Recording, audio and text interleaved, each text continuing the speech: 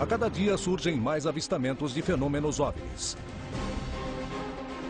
As histórias se multiplicam. Os militares denunciam casos. Devido à possibilidade de existir vida em outros planetas, podemos dizer que nos visitam? Alguma coisa está para acontecer. Os indícios mostram que a verdade está cada dia mais perto. Contato extraterrestre.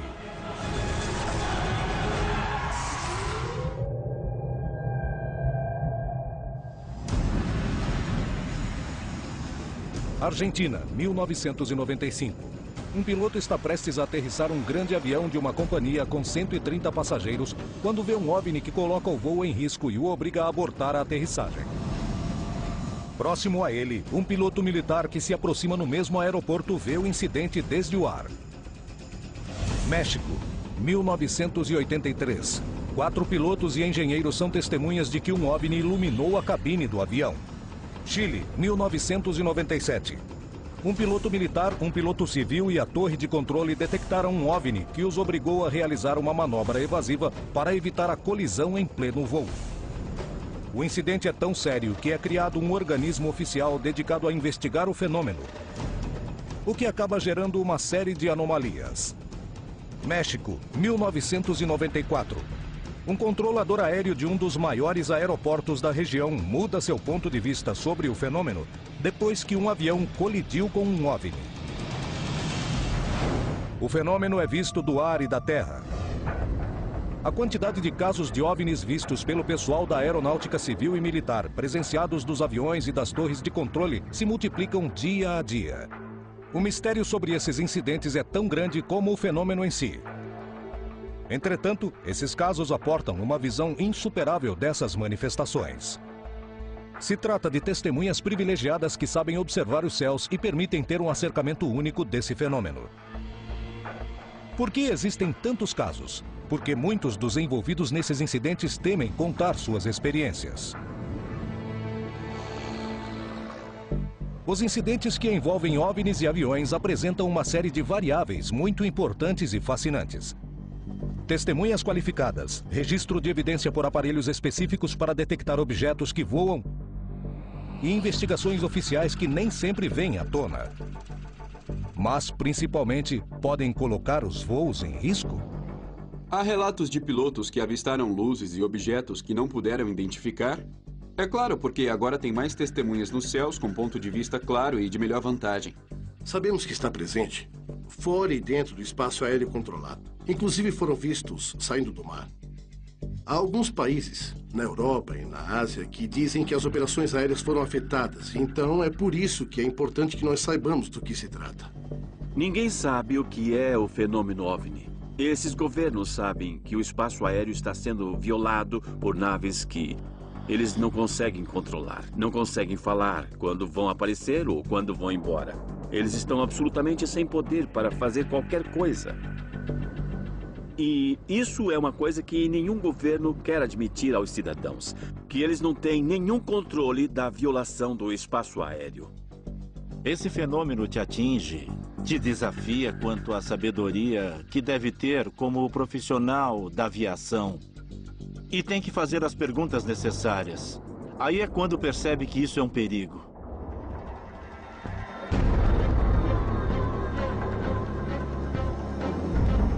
A gente fala com os pilotos na sala da equipe quando a gente entra, especialmente com os ex-militares.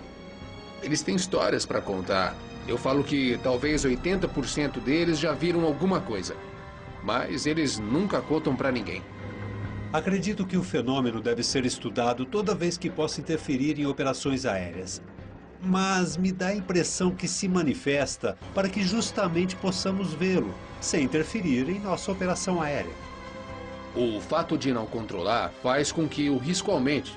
Então eu vou, mas há objetos em minha rota de voo que ninguém tem controle, domínio sobre eles. É um absurdo, não? Íamos com um avião, acendíamos e apagávamos as luzes. Com o OVNI, e ele reduz a dimensão da luz, ficando uma luz plana e fina. Tomara que não haja um incidente com esse tipo de objetos que voam por onde eu estou passando. Todos os controladores de tráfego aéreo, pela sua profissão, talvez tenham passado por mais de uma situação digna de mencionar. Percebi que os OVNIs sempre estiveram ao lado da aviação, tanto civil como militar no México. Se a maioria das pessoas percebe que o OVNI está voando o tempo todo e não podemos fazer nada para detê-lo, haverá muitas pessoas com medo por aí. Enrique Colbeck Vergara é um controlador aéreo mexicano que trabalha há mais de 30 anos na área. Entretanto, foi a partir de uma experiência a qual um avião colidiu com um OVNI, quando ele mudou para sempre sua visão a respeito do fenômeno que os cidadãos mexicanos denunciam quase diariamente, abordando-o desde um enfoque de segurança aérea. Antes eu não prestava atenção no fenômeno. Era algo muito distante, como normalmente nós humanos fazemos, até que algo me aconteceu e me fez refletir. Enrique Colbeck Vergara é controlador de tráfego aéreo em um dos maiores e mais movimentados aeroportos do mundo. Naquela época eu controlava uma aeronave que fazia um voo doméstico de Guadalajara para a Cidade do México. Era um DC-9 e meia hora antes que essa aeronave chegasse à área terminal da Cidade do México, tínhamos recebido várias ligações de várias pessoas que estavam vendo um objeto que estava sobrevoando o edifício. Um investigador do fenômeno OVNI também obteve essa informação e decidiu subir a um terraço próximo para tentar captar o OVNI com sua câmera. Não vi absolutamente nada. Até às 8, 9 da noite. No transcurso da noite, pude ver um objeto acima do Hotel do México. Era um objeto luminoso. Nós éramos os únicos que não sabíamos deles. O capitão Raimundo Cervantes Ruano se aproximava de um avião DC-9 e não tinha visto as luzes que sobrevoavam o lugar. Me aproximei ao máximo para aterrissar e acionei o trem de pouso. No transcurso que o trem de pouso vai baixando, eu sinto um impacto debaixo da cabine e imaginei que provavelmente um pneu tinha furado ou algo tinha acontecido com o trem de pouso. Declarei estado de emergência porque acreditei que foi atingido por um helicóptero desses de telejornais que ficam sobrevoando a Cidade do México. Alguém falou ao capitão para fazer contato com a torre para saber o que o atingiu, coisa que não sabíamos. Mas alguém fez a conexão e então comuniquei para o capitão. E nesse intervalo de que havia comunicação dos serviços da empresa conosco, nos ligaram do centro para nos informar que algumas pessoas tinham visto que uma aeronave tinha sido atingida por uma luz e tinha desaparecido. Eu consegui ver 2 sinais primários que não dei importância porque podiam ser tráficos de baixa altura na área de Toluca, no aeroporto de Toluca. Da mesma forma que esses sinais apareceram, eles desapareceram, mas o extraordinário é o que já tinha sido reportado antes. Que na área em que eu trabalhava, todo mundo achava que tinha batido em algo e todos começamos a nos preocupar. Eu não vi nada. Não vi nada porque nesse momento em que fazia a volta, eu tive que olhar para meus instrumentos, fazer meus ajustes. O avião vinha voando com piloto automático, então, na hora do impacto, eu estava olhando meus instrumentos. Não vi nada. Na verdade, me assustei porque eu tinha o controle dessa aeronave. O capitão me perguntou preocupado. Ele disse, o que bateu em nós?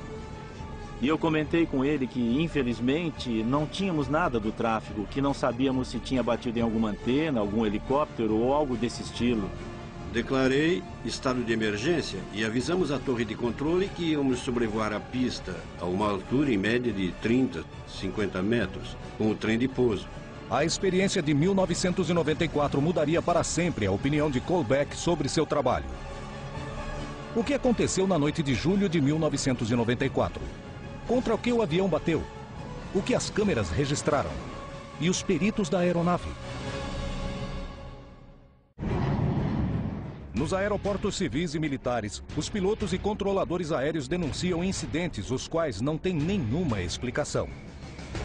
A partir dos seus testemunhos, criaram órgãos dedicados a investigar o fenômeno OVNI. O que os motiva a estudá-los? Os pilotos e controladores são testemunhas qualificadas? Por quê? Bem, porque para nós, os relatórios dos pilotos, dos engenheiros, de controladores de voo, de mecânicos ou tripulantes são muito importantes, porque são pessoas treinadas para ver o céu, para entender fenômenos atmosféricos. que conhecem física, meteorologia. Portanto, é bastante difícil dizer que presenciem algum fenômeno natural como um OVNI. Por isso, os pilotos para nós são testemunhas-chave. Bem, milhares de pilotos estão juntos no ar por cerca de 24 horas por dia em todo o mundo. Eles são treinados. Geralmente são pessoas que podemos confiar em seus julgamentos. Se um operador de radar se manifesta ou algo assim, não tem que ser investigado porque já é considerado um fato. Porque são pessoas que são avaliadas constantemente. São pessoas que estão qualificadas em todo sentido. São confiáveis. São pessoas treinadas que ainda têm a capacidade de poder discernir em poucos segundos se um tipo de aeronave é conhecida. Então, quando um piloto faz uma denúncia, seja por frequência ou posteriormente faz um relatório, é porque descartou todas as possibilidades, tanto de aeronaves como de fenômenos que ele conheça. Na noite de julho de 1994, um OVNI foi visto perto do aeroporto de Benito Juárez, na cidade do México. Henrique Colbeck Vergara era o responsável pelo controle aéreo quando o incidente aconteceu. O piloto Raimundo Cervantes Ruano, pilotando um avião DC-9, estava realizando manobras de aterrissagem quando sentiu um impacto na nave e decidiu declarar estado de emergência ao voo. Esta aeronave estava voando baixo para observar o trem de pouso, que aparentemente estava tudo normal. Finalmente iniciou sua aproximação. Pois seria uma aterrissagem normal, e se fosse necessário, ele avisou para que houvesse uma retirada de passageiros. O impacto que tinha sentido no avião forçou o capitão a realizar uma aterrissagem de emergência que, entretanto, resultou exitosa. Começaram a revisar e uma das linhas de hidráulico aparece como um corte, como se tivesse sido feito com uma faca. Mas cortado de uma forma totalmente simétrica, não? Então o pessoal de manutenção e eu nos perguntávamos o que tinha acontecido. Efetivamente, no momento de aterrissar o DC-9, ele tinha sido atingido por um objeto voador não identificado e colocou em risco tanto a tripulação, os comissários, assim como todos os passageiros que voavam naquele avião. Os investigadores lembraram o fenômeno OVNI que esteve presente no edifício do World Trade Center há várias horas antes e quando o avião estava em plena manobra de aterrissagem. Os que conversaram conosco mencionaram que ali estava voando algo que foi visto por muita gente, que além disso foi filmado e que nós não tínhamos contato visual e nem contato por radar. Isso tem uma explicação lógica. Quando uma aeronave ou uma nave que está voando estática se mantém sem movimento, o próprio computador eliminador de sinais fixos o elimina, porque supõe que é uma montanha, um edifício, etc. Se não foi um helicóptero nem uma antena, contra o que poderia ter se chocado o avião que comandava Raimundo Cervantes Ruano. Chegamos à conclusão de que, provavelmente, foi um choque de energias, não um choque físico, como quando uma pessoa leva um choque. A energia do OVNI com a energia do avião foi o que nós sentimos como impacto. E fica o mistério de com que esse aparelho bateu, porque bateu em algo, isso é um fato. O fenômeno OVNI é uma realidade em muitas das operações aéreas. Mas esse tipo de incidente coloca os voos em risco? O risco é a possibilidade de que essa aeronave tivesse vindo à Terra, ainda mais por ser um fenômeno desconhecido e nem reconhecido em meu país. Porque eu ia supor qualquer coisa, menos que um objeto estranho tivesse batido com uma aeronave e a tivesse derrubado. E a condição da responsabilidade do controlador ou controladores envolvidos com o voo teria crescido muito. Colbeck começou a perceber que os OVNIs representavam um risco para os voos. Uma ideia que compartilham em órgãos oficiais. O Comitê de Estudos de Fenômenos Aéreos Anômalos, CFA, é um órgão dependente da Direção-Geral de Aeronáutica Civil e foi criado no final do ano de 1997. Cuja missão é recopilar e analisar todos os relatórios antecedentes que tenham a ver com fenômenos aéreos anômalos e que cheguem a, digamos, a estado de investigá-los posteriormente, realizar um relatório para que fique à disposição de qualquer um. Quantos desses casos se tratam realmente de objetos não identificados? Até o momento, há 70 casos, em 500 mil operações aéreas. Estamos falando de um caso a cada 100 mil voos. Isso representa 0,01%, então o nível de probabilidade é baixíssimo. Poderíamos ter uma ou duas situações por ano que requerem algum tipo de investigação ou análise. Não sabemos as consequências se um desses fenômenos bate em uma aeronave em voo, quer dizer. Podemos falar claramente de um acidente com vítimas fatais. Então, se falamos da gravidade, poderia ser gravíssimo. O fenômeno aéreo anômalo é real. Nossa missão específica é ver se isso poderia afetar as operações aéreas. Hoje, o CFA tem ao redor de 300 casos e 5% não tem explicação lógica nem racional, então passam a ser um fenômeno aéreo não identificado. A estrutura militar aplicada à investigação dos casos permite que os especialistas e cientistas possam ter um controle estrito e controle das denúncias. Dentro dos 32 milhões de quilômetros quadrados que controla a direção aeronáutica civil, nós sabemos exatamente as conversas que há entre os pilotos e os centros de controle. E os pilotos reportam coisas que vêm. Qualquer situação que seja reportada, tanto pelos nossos controladores ou pelos usuários pilotos, imediatamente é informado à CFAA e continua o procedimento habitual. Em 1997, ocorreu um fenômeno estranho em Arica, Chile, que foi presenciado por testemunhas civis desde a Terra. Arica teve vários relatórios nos últimos dias de março do ano de 97. Estamos falando de 30 e 31 e esse caso ocorreu no dia 2 de abril com um avião militar. Um piloto se aproximando do aeroporto de Arica, um avião militar, vê as luzes e isso fica gravado perfeitamente. Tem um comportamento bastante irregular e que poderíamos dizer que algo aconteceu. Essa noite eu estava dando instruções a um aluno. Nos primeiros 20 minutos não aconteceu nada de especial. Eu diria que depois de meia hora foi quando tive o primeiro avistamento, enquanto fazíamos as viagens à região oeste da cidade, que é a parte mais escura, e não a região mais iluminada da cidade. O piloto pediu ao mecânico e ao aluno que o acompanhavam na cabina que prestassem atenção ao que viam. Na terceira volta, quando o controlador me chamou, ele me perguntou se eu tinha visto algum objeto estranho, já que tinha recebido várias ligações da cidade, contando que estavam vendo um objeto estranho voando sobre a cidade em direção ao mar. Quando ele me consultou, eu inicialmente respondi de forma negativa, apesar de tê-lo visto. Mas quando ele me disse que ligaram para ele da cidade, sinto que foi uma grande coincidência com as pessoas que estavam ligando desde Arica.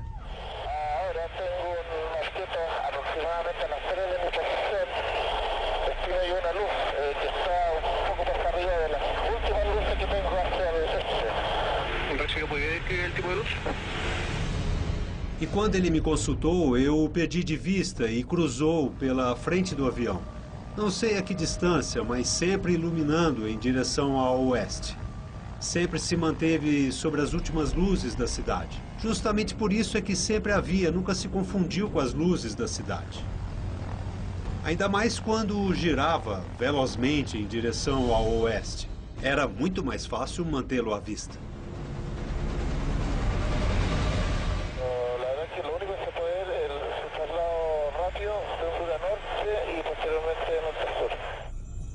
Esse fenômeno permaneceu por muito tempo, eu diria que uns 30 minutos, ou seja, não durou 3 ou 4 minutos. Sempre foi uma cor amarelo-âmbar, com deslocamentos de direção e velocidades diferentes.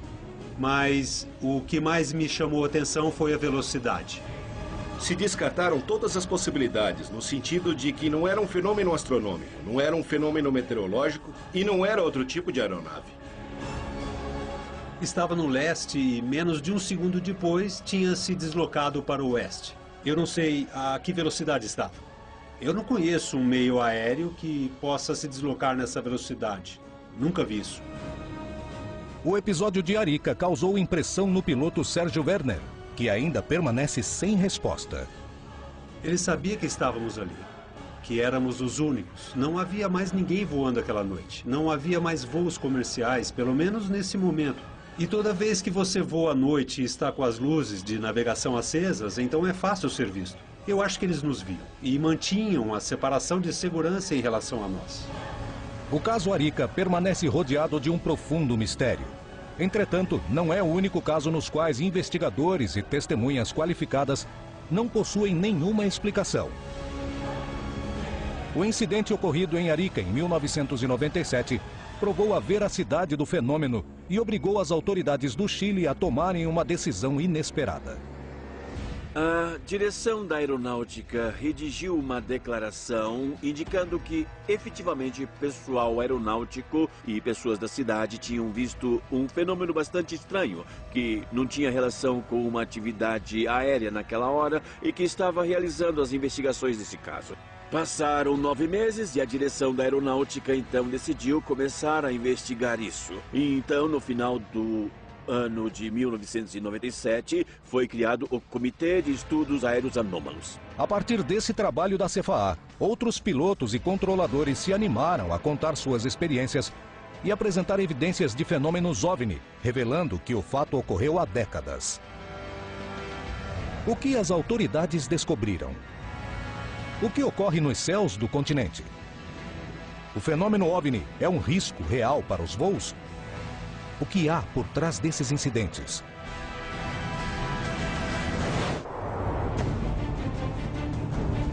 Muitos pilotos do mundo são testemunhas dos casos OVNI mais espetaculares. Eles possuem a experiência e o treinamento necessário para distinguir um fenômeno explicável de algo inexplicável. Entretanto, com que frequência acontecem esses fenômenos? O que acontece com as testemunhas que se animam a falar de um tema tão polêmico? Muitos especialistas não falam sobre esses temas por causa do simples medo de ser ridicularizado e perder o emprego, por causa do que aconteceu. Infelizmente, há muitos poucos pilotos no mundo que querem arriscar a credibilidade e carreira pelo assunto, o que é uma verdadeira vergonha. A maioria deles, junto com o público, não tem tempo para estudar muito para quantas provas há em todos esses anos do que realmente está acontecendo. Um piloto de verdade sabe que o que diz tem que estar bem fundamentado, porque pode colocar em perigo a sua própria integridade profissional. Com cada companheiro que voava, eu tocava no assunto.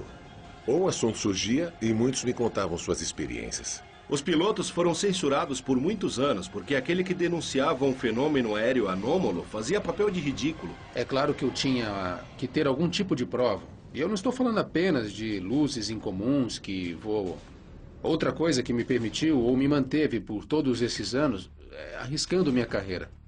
A ufologia aeronáutica trabalha em função do risco que significam esses eventos ou esses fenômenos. Um dos objetivos que nós pretendemos vencer é esse preconceito. Damos conferências com frequência para criar consciência de que se atrevam a falar e se atrevam a dizer o que vem. A denúncia que pilotos e controladores aéreos realizam sobre fenômenos OVNI que ocorrem ao redor dos voos civis e militares se tornou tão real que em muitos países foram criados organismos oficiais que os investigam. O que atravessa o espaço aéreo da região? Nosso controle sobre o espaço aéreo é precário? O que há por trás desses casos? A que conclusões a CFAA chegou? O caso Pelicano é um dos mais importantes que foi investigado pelo órgão oficial e que, entretanto, ainda carece de uma explicação sobre o que aconteceu. O caso Pelicano é um caso que aconteceu no ano de 79. São 3 aviões que são os protagonistas principais nesse caso. Há 2 aviões da companhia comercial e outro avião que pertence à Armada. Distanciada por mais de 200 milhas náuticas, advertem, ao mesmo tempo, condições similares em relação a uma luz que cruza por eles. Santiago Principal 521. Prosiga. Señor, nos figuró un tráfico hace un par de segundos de oeste a este. Recibido. ¿Y esa información es proveniente del Pica o Isol? No, viste, lo vimos claramente. Efetivamente diz que é uma luz que se afasta e se aproxima. O piloto está olhando para fora e está dizendo que está vendo. Mas, ao mesmo tempo, outro piloto do 2º avião comercial também percebe o fenômeno. Sí, afirmativo, el 169 también lo tuvo a la vista. Al parecer fue un elemento que ingresó a la atmósfera. Recibido. A denúncia mais importante foi feita por Alfa Pelicano, uma aeronave da Armada do Chile. Alfa Pelicano, prosiga. O curioso dessa situação é que esse fenômeno se produz simultaneamente. Os observadores o captam simultaneamente. Entretanto, havia uma distância de mais de 300 quilômetros. Nessa noite, os 3 pilotos viram o mesmo e se comunicaram com a torre de controle. Cada um em uma frequência diferente, sem se ouvirem entre si. Da torre de controle foi informado que não havia nenhum tráfego extra na região e que não existiam leituras estranhas nos radares. Como é possível estabelecer se o caso não foi um erro? O que aconteceu nessa noite? Um deles diz: o senhor poderia calcular, digamos, essa luz que se afasta e se aproxima, a velocidade? Sim, diz. 15 mil pés em 3 segundos. 15 mil pés em 3 segundos? É uma velocidade vertical. No áudio, percebemos exatamente quando o piloto descreve o que aconteceu debaixo do seu avião. E não pôde explicar o que era. Estamos diante de um fenômeno aéreo não identificado. O governo chileno dedica recursos para que especialistas de todas as categorias investiguem os casos de fenômenos aéreos anômalos. Eles mesmos admitem que de 100% dos casos que investigam, não conseguem explicar 3%. O que há por trás desses casos não explicados? Há casos concretos nos quais os pilotos tiveram que fazer manobras para evitar uma iminente colisão com um desses fenômenos ou objetos. E isso significa, nesse ponto de vista, algo gravíssimo. O fenômeno é tremendamente complexo, carece de um padrão comum. Não temos ideia de quanta velocidade alguns desses fenômenos têm, aparentemente. Às vezes aparecem e são vistos pelo olho humano e não pelo radar. E outras vezes, ao contrário, são vistos pelos radares e não pelo olho humano. E outras vezes é um fenômeno conjunto que se vê em ambos os casos. A partir da criação da CFAA, os pilotos e controladores aéreos do Chile começaram a denunciar os avistamentos dos fenômenos OVNIs, os quais são testemunhas. Em 2011, ocorreu um incidente que foi conhecido como Punta Arenas, que deixou os investigadores perplexos.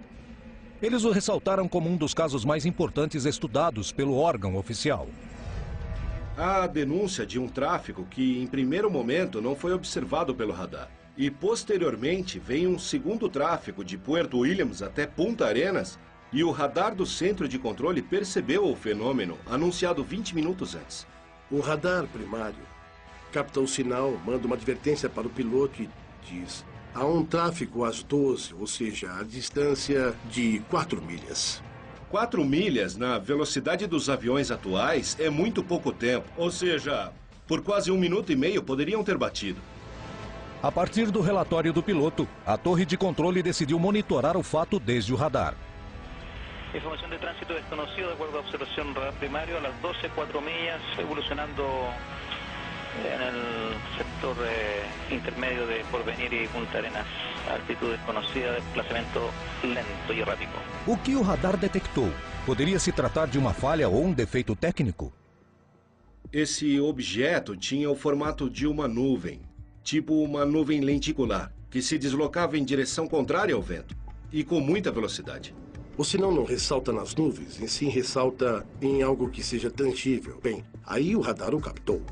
Aí temos um caso onde um piloto também tem que fazer uma ação evasiva para não bater ou estar muito próximo a algo que se encontra às 12 da sua posição, ao mesmo nível e que não sabe o que é.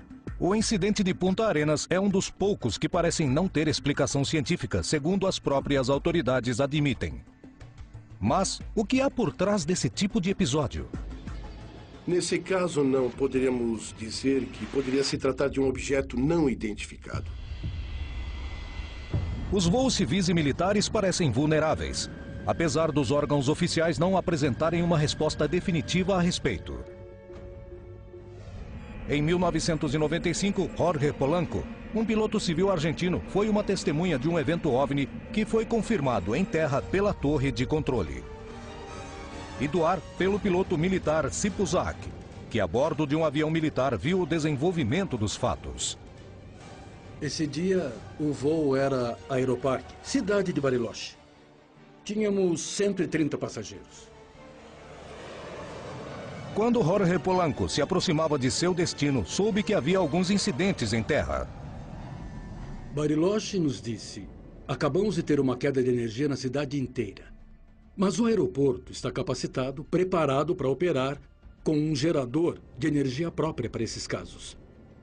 Nos autoriza o procedimento de descida. Quando chegamos à vertical do aeroporto, começamos a fazer o que se chama manobra de afastamento. Foi onde uma luz nos chamou a atenção. O comandante Ruben Adolfo Sipuzak se encontrava em um avião militar a 35 milhas do aeroporto, esperando seu turno para aterrissar. Ouvimos umas conversas que o piloto da companhia disse para a torre de controle que estava observando um tráfego. E a torre respondia que não tinha nenhum tráfego relatado. Até esse momento, os dois aviões e a torre de controle acreditavam que estavam vendo uma nave com problemas de comunicação ou um voo furtivo.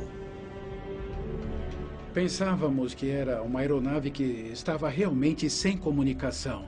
E o que eu sei é que, à medida que nos aproximávamos do aeroporto de Bariloche, nós três que tripulávamos o avião começamos a prestar mais atenção e tentar olhar pela janela, para fora, para ver o que víamos. Rapidamente, Polanco notou que havia algo fora do normal. Então começamos a dar sinais de luz. E a luz, que era brilhante e larga, de repente, como que respondendo às luzes que acendemos e apagamos do avião, de repente faz assim e fica fininha e plana. Realmente nós nos surpreendemos, mas também nesse momento o copiloto me disse: temos que virar. Eu não via mais a luz e começamos a fazer uma volta. A luz ficou fora da trajetória do avião. Consequentemente, nesse momento, eu paro de prestar atenção nisso e me concentro na operação do avião, na aproximação. Nesse momento, vejo que uma luz muito pequena passa por nós. Cruza de trás para frente. Então, pensei, esse é o tráfego que o piloto da linha aérea tanto falava. Para mim, até esse momento, era um avião.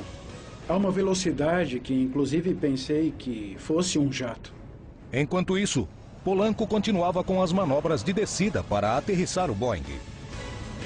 Ergui a vista, olhei para a direita e vi uma nave se aproximando devagar para fazer, eu diria, a formação de aproximação na descida. E se aproximou devagar, até ficar praticamente alinhada com a ponta da asa e com um diâmetro de quase 30 metros. A nave era toda escura. Tinha um tipo de reflexo verde muito especial. Tinha uma saliência na parte superior. Era de uma cor alaranjada e parece que produzia um som de respiração. Pedi ao primeiro oficial que informasse a torre que tínhamos uma nave. E o controlador nos responde que ele vê uma luz, mas não sabe do que se trata. Em um momento, quando estávamos muito perto da aterrissagem, o aeroporto ficou totalmente às escuras. Ante a escuridão total do aeroporto, Polanco abortou a manobra de aterrissagem para começar uma evasão que salvasse o avião e seus passageiros. E não podemos comunicar a absolutamente ninguém o que faríamos, porque, pela falta de energia, não tínhamos como falar com a torre e nem a torre tinha como falar com a gente. O OVNI se movimentava a uma velocidade fantástica em linha reta até o centro do lago Nahuel Huapi e depois subiu a uma altura que eu nem imaginei que ele pudesse. Quando olhamos para baixo, vimos uma luz parada lá na frente. Parecia que estava esperando o avião da companhia terminar a sua volta. O voo de Polanco transportava uns 130 passageiros e a energia do aeroporto tinha caído, obrigando-o a abortar a aterrissagem. O OVNI parecia acompanhar seus movimentos, causando preocupação. O que aconteceu nos seguintes minutos? O que aconteceu com o voo?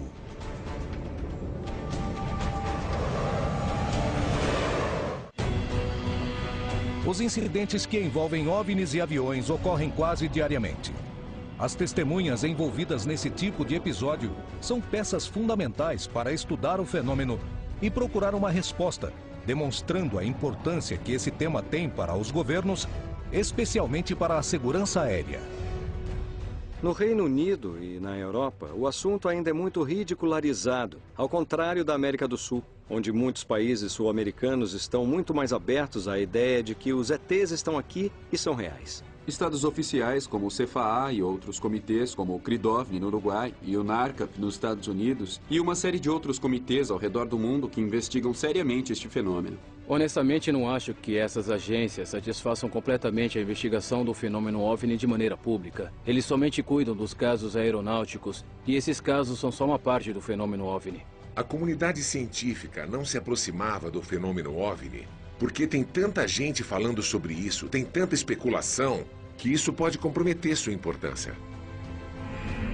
Na noite de 31 de julho de 1995, o piloto Polanco fazia uma manobra evasiva, porque tinha acabado a energia no aeroporto segundos antes de aterrissar. A operação, que já era arriscada, ficou mais complicada quando um OVNI pareceu voar em formação com o Boeing que o experiente piloto comandava. Apenas a 35 milhas dos dois e esperando para aterrissar, o piloto militar Sipuzaki e sua tripulação presenciavam o incidente muito surpresos. Iniciamos uma volta subindo e quando eu estava virando, eu o detectei novamente no meio da manobra. Eu o vi de novo e pensei comigo mesmo: estão nos seguindo, o que é que eles querem? Ou seja, pensamos mil coisas e, na verdade, podemos controlar as nossas emoções, mas realmente era preocupante. Peguei meu microfone e avisei pela primeira vez a torre de controle que vimos um tráfego que passou por baixo da gente. Subiu rapidamente na vertical e estava estacionado em frente ao avião da Aerolíneas Argentinas. No princípio, vivemos como se fosse um sonho e depois percebemos que é uma realidade. E a realidade era que estávamos com um avião de 70 toneladas com 130 passageiros e o cenário era real. Nivelamos a 10 mil pés e aí começamos a voltar para o aeroporto. E o OVNI ficou debaixo de nós e começou a acompanhar novamente até a vertical do aeroporto. E aí, ambos começam a vir no mesmo sentido que nós. Eles em direção ao aeroporto e nós já havíamos passado a vertical, afastando-nos do aeroporto. Aquela luz que acompanhava o avião da Aerolíneas, que estava diretamente na direção do nosso voo, eu tinha dúvidas de que altura ela estava. Inclusive, eu senti muito medo naquele momento. Eu imaginei uma colisão e a gente caindo como um papelzinho picado no lago Bariloche. E naquele momento, o comandante Gaetan inclinou o avião, tentando sair do caminho, porque vinha de frente sem sabermos a qual altura ele estava. Quando ele inclinou o avião, o mecânico pôde observar pela janelinha o que passou debaixo de nós, colado ao avião. E ele disse o que aconteceu. Ele viu uma luz do tamanho de uma unha do dedo polegar, cor âmbar. Nós continuamos com o procedimento de aterrissagem e assim chegamos à pista do aeroporto. Na verdade, ficamos todos calados. Estávamos muito inquietos pelo que acabávamos de passar. Assim que aterrissaram, Polanco conversou com as autoridades do aeroporto, que comentaram o ocorrido. Já em terra, os pilotos redigiram um relatório detalhado sobre o que havia acontecido. Nosso caso em particular foi muito real, porque, além disso, foi visto por um avião militar que estava acima do nosso, da terra, pelo pessoal do aeroporto e do avião. Como é possível que dessas três áreas, com formas diferentes de visualização, seja vista a mesma coisa? Não tem como nós três errarmos com o que estávamos vendo. Eu simplesmente vi uma luz, mas fiquei preocupado porque eu acho... Quer dizer, tenho certeza de que os movimentos eram inteligentes. Foi preocupante porque estávamos enfrentando coisas desconhecidas. Os fatos testemunhados no incidente de Bariloche fazem parte de uma longa lista de eventos similares. O que faz com que o testemunho de pilotos e controladores seja tão confiável para as autoridades? Um controlador de tráfego aéreo tem como função principal oferecer segurança aos voos. Quer dizer que o que nós fazemos, basicamente, é separar as aeronaves e mantê-las, de acordo a isso, uma sequência apropriada para sua aterrissagem ou decolagem. Coloque-se no lugar do piloto, que está se aproximando para aterrissar e vê que existe algo perto dele que pode colocá-lo em perigo. A responsabilidade dele não está somente com a máquina, mas também com as pessoas que confiaram nele para subir e voar, e também com as pessoas que estão abaixo e não têm nada a ver. E, por último, com a sua vida. Então, eu acho que é necessário levar em consideração um relatório de um piloto nesse sentido, porque alguém tem que agir.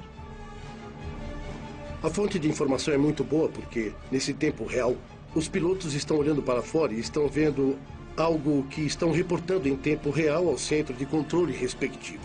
Normalmente, quando você está acostumado a estar, digamos, na Terra, você tem uma visão direcional. Quando você está no plano dos aviões, sua visão muda e se torna unidirecional. Quer dizer que sua vista se abre um pouco mais.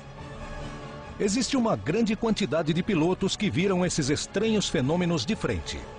Entretanto, os experts não entram num acordo se isso se trata de um risco real para os voos. Esses objetos estão atravessando continuamente nas rotas aéreas. Claro que podem representar um perigo. Aparições muito súbitas, muito rápidas, velocidades que já não podemos prever sua ação. Assim como nós temos uma série de equipamentos que nos permite detectar outro avião quando está num curso que pode ser perigoso para nós, ou seja, na mesma aerovia, qualquer uma dessas naves, sem darmos nome, qualquer uma dessas naves com certeza tem mais tecnologia do que as nossas. Por simples coincidência ou por acaso, é que isso acontece.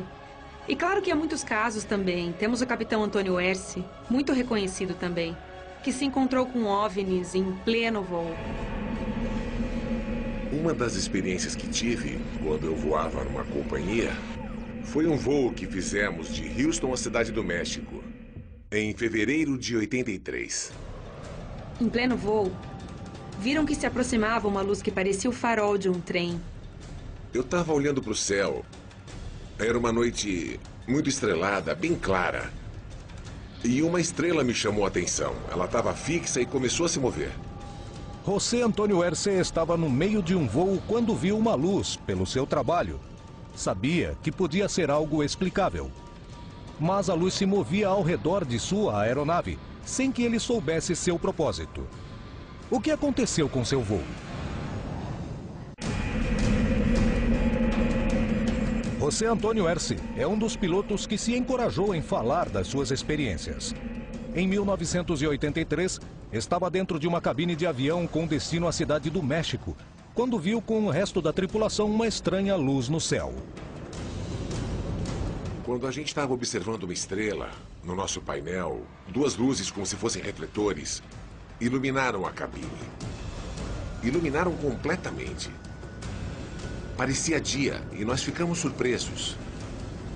Então eu disse ao capitão, olhe por sua janela e veja se essa luz chega até o chão. Mas assim que eu falei, eu já fiquei de pé atrás do assento dele. E aí nós vimos duas luzes, como dois refletores, iluminando todo o avião.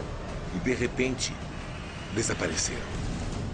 Aquilo deixou a gente surpreso. Imagina uma cabine. Por que iluminou a cabine? A cabine foi iluminada por uma luz que vem não sei de onde. Que sensação isso pode te causar?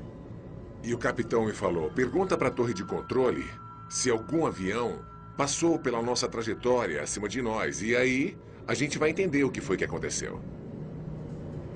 Herce se comunicou com a torre de controle de Monte Rey para pesquisar se tinha outro tráfego informado na região. E eles disseram, não. O único avião que está nessa rota é o de vocês. Por quê? O que vocês viram? O que aconteceu é que passou um objeto aqui em cima da gente e iluminou tudo. Olha, você não vai acreditar. Mas a que altura passou? Eu disse, uns 50, 60 mil pés acima da gente. Ah, mas isso não é possível. Eu disse que você não ia acreditar. Não sabemos dessa luz, com a hipotética ideia de que somos visitados por civilizações. Qual sua finalidade? Eu não acredito que queiram só iluminar a cabine para ver melhor. Acho que há algo mais. E os mais indicados são as testemunhas diretas. Como a maior parte dos casos que envolvem fenômeno OVNI, o incidente protagonizado por Herce foi um mistério. Bom, a gente chegou à Cidade do México sem nenhum problema. Mas olha, foi uma experiência única.